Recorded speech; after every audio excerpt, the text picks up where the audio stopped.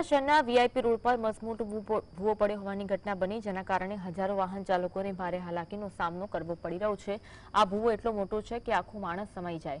ખાસ વાત એ છે કે આ ભૂવો વરસાદ વગર પણ પડ્યો છે। સ્થાનિકો અને વાહન ચાલકો વડોદરા મહાનગરપાલિકાની બેદરકારી આ માટે જવાબદાર ગણાવી રહ્યા છે।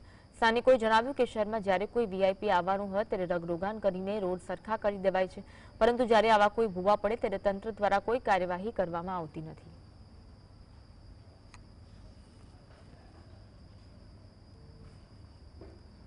लाइन सर्कल ની बिल्कुल વચ્ચે પડ્યું છે સમા રોડ પર જવા માટે।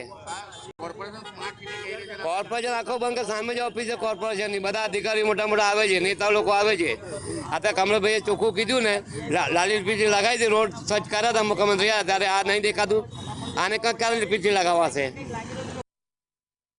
વડોદરા શહેરમાં આવેલ કારેલીબાગ વિસ્તારમાં આજે જે ભૂવાનું નિર્માણ થયું છે, ભર ઉનાળે ભૂવો પડે એટલે વડોદરા શહેર માટે ખૂબ જ શરમજનક બાબત છે। ટૂંક સમય પહેલે જ જે કહેવાય છે કે વડોદરા શહેરના મ્યુનિસિપલ કમિશનર સાહેબ જે દિલીપ રાણા સાહેબ હતા, તેઓએ આખા વડોદરા શહેરની અંદર કાણા કરીને ગયા હોય તેમ સ્પષ્ટપણે જોવા મળ્યું છે। હવે હાલમાં જે રાજાબાબુ આવ્યા છે, હવે રાજાબાબુએ ટૂંક સમય પહેલે જ મુખ્યમંત્રી આવ્યા હતા ત્યારે લાલી લિપસ્ટિક મેકઅપ પાવડર લગાવી અને વીઆઈપી રોડને સજ્જ કરવામાં આવ્યું હતું।